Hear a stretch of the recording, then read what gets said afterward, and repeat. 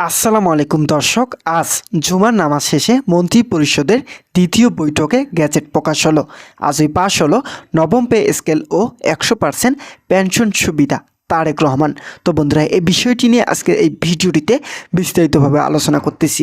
বিস্তারিতভাবে আলোচনা করার পূর্বে এখন পর্যন্ত যারা যারা আমাদের এই চ্যানেলে নতুন সদস্য রয়েছেন তাদেরকে চ্যানেলটি সাবস্ক্রাইব করে পাশে থাকার বেল আইকনটি অল করে দেওয়ার জন্য অনুরোধ রইল। তো বন্ধুরা, আজ মন্ত্রী পরিষদের দ্বিতীয় বৈঠকে সরকারি চাকরিজীবীদের বেতন বৃদ্ধির ইতিবাচক সিদ্ধান্ত উঠে আসে। তারেক রহমান বলেন, আমরা গ্যাজেট প্রকাশ সহ বিশেষ কিছু গুরুত্বপূর্ণ দিক নির্দেশনা দিয়ে রেখেছি। অর্থমন্ত্রী আমির খসরু স্পষ্ট ভাষায় বেশ কিছু গুরুত্বপূর্ণ সিদ্ধান্তের কথা জানিয়েছেন। তিনি বলেছেন, আমরা প্রধানমন্ত্রীর নির্দেশক্রমে সকল কার্যক্রম বাস্তবায়ন করে যাচ্ছি। আমাদের মনে হচ্ছে সরকারি চাকরিজীবীদের বেতন বৃদ্ধি করা হলে কর্মচারীরা অর্থনৈতিকভাবে স্বাবলম্বী হবেন। এছাড়াও কর্মচারীদের দীর্ঘদিনের যত বঞ্চনা ছিল সকল বঞ্চনা এক নিমিষেই শেষ হবে। আমরা চাই না দেশের মধ্যে অস্থিতিশীল পরিস্থিতি তৈরি হোক। এই সমসাময়িক সময়ের মধ্যে যদি গ্যাজেট প্রকাশ করা না হয় তাহলে সরকারি কর্মচারীরা অর্থনৈতিকভাবে ভেঙে পড়বেন। তো বন্ধুরা, ভিডিওটি চলাকালীন সময় এখন পর্যন্ত যারা যারা আমাদের এই চ্যানেলে নতুন সদস্য রয়েছেন তাদেরকে চ্যানেলটি সাবস্ক্রাইব করে পাশে থেকে বেল আইকনটি অল করে দেওয়ার জন্য অনুরোধ রইল। তো বন্ধুরা, মূল বেসিক সর্বনিম্ন কত টাকা বৃদ্ধি করা হবে এই বিষয়ে জানতে চাইলে সংশ্লিষ্ট মহল বলেন, আমরা পূর্বের খসড়া অনুযায়ী মূল বেসিক সর্বনিম্ন 20,000 টাকা রাখার সিদ্ধান্ত নিয়েছি। প্রধানমন্ত্রী তারেক রহমান বলেন, আমরা ইতিপূর্বে রিপোর্ট পর্যালোচনা করেছি। এছাড়াও পর্যালোচনা কমিটির সঙ্গে জোরালোভাবে আলোচনা করেছি। তারা আমাদেরকে আশ্বস্ত করেছেন আগামী ঈদের আগে গ্যাজেট প্রকাশ করার বিষয়ে। সংশ্লিষ্টরা জানায়, বাংলাদেশের প্রতিটি সেক্টরে সরকারি চাকরিজীবীদের জন্য যে সিদ্ধান্তগুলো নেওয়া হয়েছে তা অত্যন্ত গুরুত্বপূর্ণ ছিল। বর্তমান 22 লক্ষ সরকারি চাকরিজীবী আছে যারা প্রতিনিয়ত তাদের দাবি পূরণের জন্য আন্দোলন করে যাচ্ছেন। তো বন্ধুরা, গ্রেড সংখ্যা পরিবর্তন করা হবে কি না এ বিষয়ে আজকের মন্ত্রী পরিষদের দ্বিতীয় বৈঠকে গুরুত্বপূর্ণ আলোচনা হয়েছে। গ্রেড সংখ্যা বর্তমান সময়ে 20টি বহাল রয়েছে। তবে এটা যদি পরিবর্তন করা না হয় তাহলে সরাসরি চাকরিজীবীদের মাঝে ব্যাপক বৈষম্য তৈরি হবে।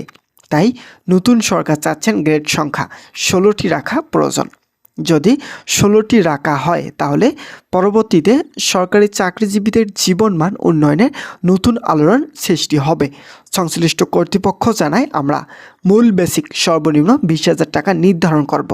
এছাড়াও একই সঙ্গে গ্রেড সংখ্যা পরিবর্তন করে 16টি রাখা হবে। যদিও এখন পর্যন্ত চূড়ান্তভাবে অর্থ মন্ত্রণালয় ও পে কমিশন এ বিষয়ে কোনো মন্তব্য করেনি। তবে এটা আশা করা যাচ্ছে যে সরকারি চাকরিজীবী কবে পেতে যাচ্ছেন 16 গ্রেডের আওতায় নবম জাতীয় বেতন স্কেল। তারেক রহমান বলেন, বাংলাদেশের অর্থনৈতিক উন্নয়ন ঘটাতে হলে প্রথম দিকে গ্রেড সংখ্যার পরিবর্তন বাধ্যতামূলক। তো বন্ধুরা, যারা যারা সরকারি চাকরিজীবী এবং কর্মচারী রয়েছেন তাদের জন্য শুভকামনা রইল। তারা পরবর্তীতে নিয়মিত আপডেট পেতে এখনই আমাদের এই চ্যানেলটি সাবস্ক্রাইব করে পাশে থাকা বেল আইকনটি অল করে রাখার জন্য অনুরোধ রইল। তো বন্ধুরা, পে কমিশন বলেন, আমাদের সিদ্ধান্তগুলো থাকবে সরকারি চাকরিজীবীদের পরবর্তী জীবনে নতুন ধাপ। সর্বশেষ 2015 সালে 8ম বেতন স্কেল বাস্তবায়ন হওয়ার সঙ্গে সঙ্গে সরকারি চাকরিজীবীদের মাঝে হতাশাজনক পরিস্থিতি তৈরি হয়েছিল। যদিও চলমান বেতন স্কেলে কর্মকর্তারা খুব একটা ক্ষতিগ্রস্ত হয়নি, তবে যারা নিম্ন গ্রেডের কর্মচারী আছেন তাদের অর্থনৈতিক গতি নষ্ট হয়েছে। আজকে দ্বিতীয় মন্ত্রী পরিষদ সভায় বিভিন্ন ঊর্ধ্বতন কর্মকর্তারা উপস্থিত ছিলেন। তারা স্পষ্ট ভাষায় বার্তা দিয়েছেন, বাংলাদেশ কর্মকর্তা ও কর্মচারীদের যদি গ্রেড সংখ্যা পরিবর্তন করা না হয় তাহলে সবথেকে বেশি উপকৃত হবেন কর্মচারীরা। তাই শেষ পর্যন্ত নতুন সিদ্ধান্তগুলোর মধ্যে গ্রেড পরিবর্তনের বিষয় উঠে আসে। তো বন্ধুরা, তারেক রহমান আজকের বৈঠকে দুইটি সুখবর দিয়েছেন। প্রথম সুখবরটি হলো, শতভাগ পেনশন সুবিধা ঈদের আগেই থেকে কার্যকর ঘোষণা আসবে। যদি এখন পূর্ণাঙ্গ বেতন স্কেল বাস্তবায়ন করা না হয় তাহলে শতভাগ পেনশন সুবিধা কার্যকর বিষয়টি খুব একটা কার্যকর পদক্ষেপ হবে না।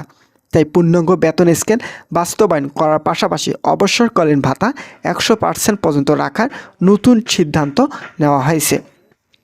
অর্থ মন্ত্রণালয়ের একজন ঊর্ধ্বতন কর্মকর্তার এই বিষয়গুলো নিয়ে ব্যাপক আলোচনা করে সরকারি চাকরিজীবীদের মাঝে নতুন আশার আলো ফুটে উঠেছে। কর্মচারী মহলে সদস্যরা আগামী 15 মার্চে যে আন্দোলন ডাক দিয়েছেন, এই আন্দোলনের আগেই এই সকল দাবি পূরণ করতে হবে। তো বন্ধুরা, ভিডিওটি এই মুহূর্ত পর্যন্ত এসেও যারা আমাদের এই চ্যানেলে নতুন সদস্য রয়েছেন তাদেরকে চ্যানেলটি সাবস্ক্রাইব করার জন্য অনুরোধ রইল। দ্বিতীয় নম্বর যে সুখবরটি দিয়েছেন তা হলো সিলেকশন গ্রেড ও টাইম স্কেল পুনরুদ্ধার করার প্রয়োজন। যদি এখন কোনোভাবেই এই দুইটি ভাতা পূরণ করা না হয় তাহলে সরকারি কর্মকর্তা ও কর্মচারীদের অত্যন্ত নিম্নমানের অবস্থা জীবনযাপন করবেন। তাই তাদের জন্য সিলেকশন গ্রেড ও টাইম স্কেল নতুন অঙ্গীকার পুনর্বহাল করা, তাদের যতগুলো দাবি দেওয়া ছিল সকল দাবি বাস্তবায়ন করা হবে। একই সঙ্গে সংশ্লিষ্ট কর্তৃপক্ষের সূত্র মোতাবেক আগামী 28 তারিখের মধ্যে নতুন একটি সিদ্ধান্ত আসতে পারে।